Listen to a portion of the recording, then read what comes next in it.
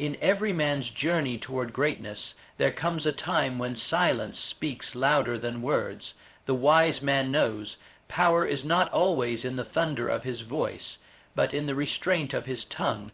Today, I wish to awaken in you a truth so often overlooked, yet divinely appointed, that God, in his infinite wisdom, does not only guide your actions, but he instructs your silence.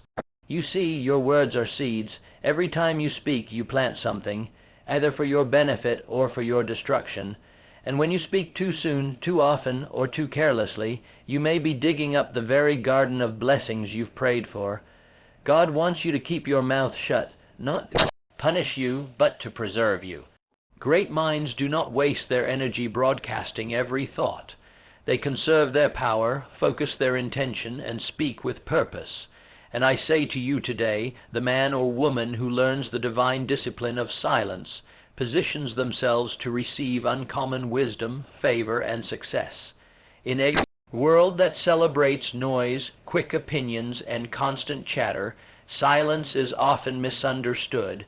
Many equate speaking out with strength and silence with weakness, but this is a misconception. In truth, silence, when rightly applied, is one of the most powerful tools a person can possess. It is not an act of retreat, but a sign of control, discipline, and spiritual alignment.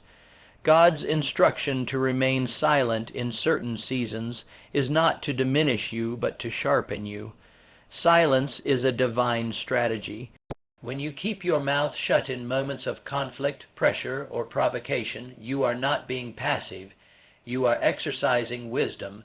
The loudest person in the room is rarely the most powerful. True influence lies in knowing when to speak and when to be still. God does not call us to silence because we are unqualified or unworthy. He calls us to silence because he is working in the silence.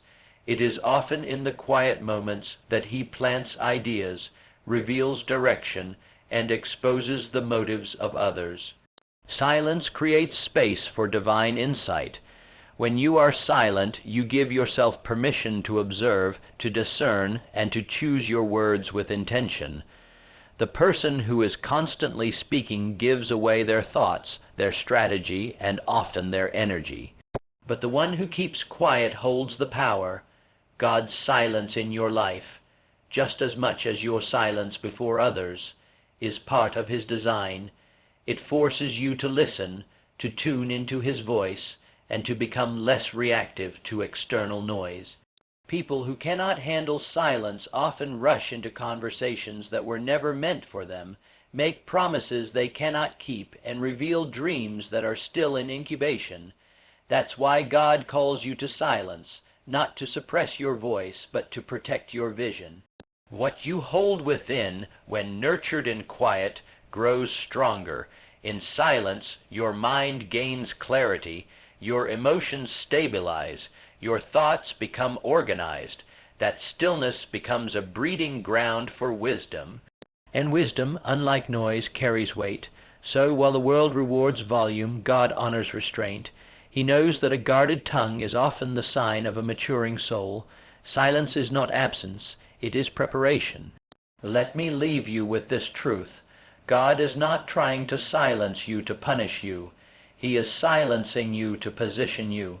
In a world intoxicated with noise, he is calling you to rise above the clamor, to guard your words like treasure, and to recognize that the greatest strength is often found in self-restraint. Your silence is not weakness, it is wisdom. It is protection. It is power. When you learn to keep your mouth shut in obedience to God, you unlock doors that noisy voices can't open. You preserve your vision, sharpen your discernment, and gain mastery over your destiny. The person who knows when to speak is wise, but the one who knows when to be silent is unstoppable. So hold your tongue, guard your thoughts, protect your purpose, and trust that what God is building in silence will one day speak louder than any words ever could. Speaking prematurely can sabotage your purpose because words, once spoken, cannot be taken back. In moments of excitement, fear, or frustration, it's easy to let your mouth move faster than your mind. But what many fail to understand is that timing is everything in the realm of purpose. You may have the right vision, the right dream, even the right plan, but if you speak it before its appointed time, you risk delaying or destroying the very thing God intended to bless you with. Premature words expose immature thoughts. They reveal what should have been guarded. When you share your plans too early, you open the door for opposition, misunderstanding, and sabotage, not always from enemies, but sometimes from those closest to you who simply cannot see what God showed you. Purpose must be protected until it is strong enough to stand on its own. Speaking out of season invites judgment before growth. That's why God often urges you to keep quiet, not because your ideas lack value, but because they require time to develop in the dark. There's a divine rhythm to destiny. Just like fruit must ripen before it's picked, your vision must mature before it's declared. When you speak too soon, you may find yourself defending something God never told you to explain. This drains your energy, distracts your focus, and plants doubt where faith should be growing. What was meant to flourish in silence becomes a target in public. Many people lose their momentum not because their vision was flawed, but because they gave voice to it too early. Every great achiever has learned the art of silence in the development stage. It's not about being secretive, it's about being strategic. You don't build a house by shouting the blueprint. You lay the foundation in quiet labor. The same is true for your calling. Keep it between you and God until He releases you to speak.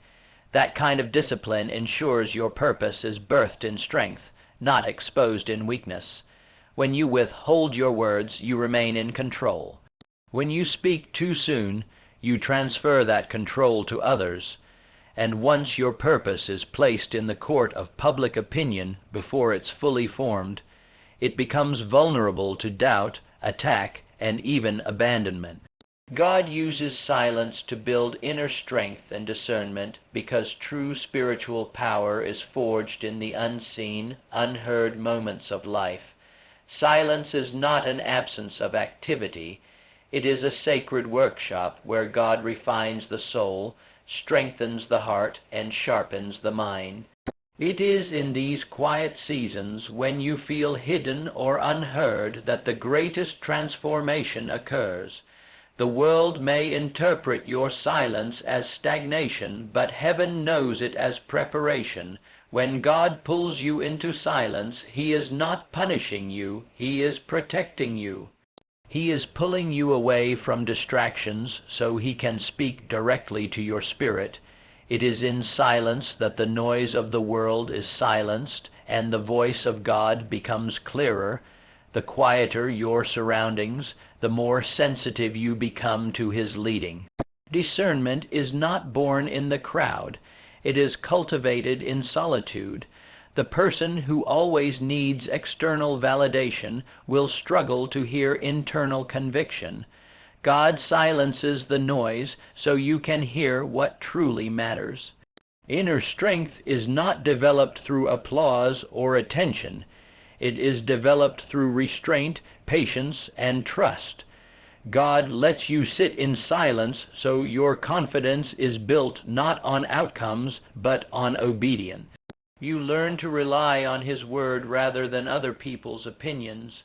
You learn to stand firm without needing confirmation from anyone else. This kind of strength cannot be shaken because it was built in a place where only God had access to your heart.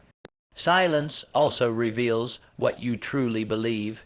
When you can no longer speak your way out, explain your way through, or defend your position, you are forced to confront the core of your faith. Do you really trust God's timing? Do you really believe He is working behind the scenes? These questions can only be answered in silence, and once you do, the answers shape a person who is unshakable, wise, and deeply grounded. Discernment grows when you're no longer reacting to every voice around you. You start to distinguish between what is urgent and what is important, what is divine and what is distraction. Silence gives you the space to recognize truth, not the kind that just sounds good, but the kind that aligns with God's purpose for your life. Not everyone deserves access to your vision. One of the most dangerous things you can do is share sacred things with people who lack the capacity to understand them. God often gives you dreams, ideas, or revelations that are tailor-made for your journey. These are not meant for public display or casual conversation. They are meant to be guarded, nurtured, and developed in private. When you speak too freely about what God has shown you, you invite commentary, criticism, and confusion from people who were never meant to carry that insight with you. Jesus himself demonstrated this principle. He often withdrew from the crowd, spoke in parables, and revealed the deeper truths only to those who walked closely with him. Even among his disciples, there was an inner circle. That teaches us something powerful. Not everyone qualifies for the details of your divine assignment. Some people will hear your vision and dismiss it. Others will distort it. And some, intentionally or not, will discourage you before your dream even has a chance to take root. When you give access to the wrong voices, you risk shaping your path based on their fears instead of your faith. People speak from their level of understanding, and if they have no spiritual vision, they will speak blindness over your clarity. That's why silence becomes a protective shield. It allows your vision to grow uninterrupted by small-minded opinions. Some people are too familiar with your past to believe in your future.